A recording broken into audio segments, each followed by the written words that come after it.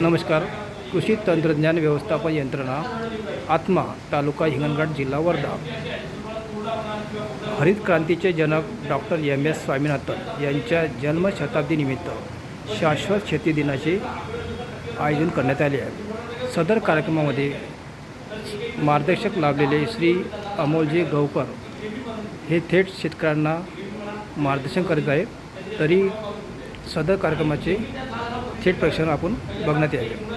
एका झाडाला असं काही घाबरायचं असं कारण नाही, पण 3 ते 4 झाडांचा डंप मारून दिसतो असं पातळ्या, तर अशा वेळेला मात्र आपल्याला कुठलं तरी फवारणी त्यावर जे काही आहे नियंत्रणाची औषधी घ्यावं लागेल.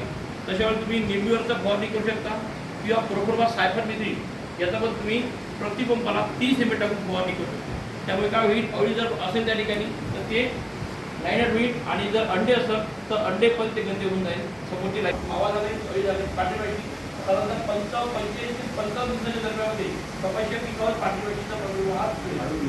त्यामुळे काय होतं, ते पाठीमागची माती जी आहे ते साधारणतः अंडे घालते आणि अंडे घालताना जे आहे ते बंद भागावर अंडे घालते.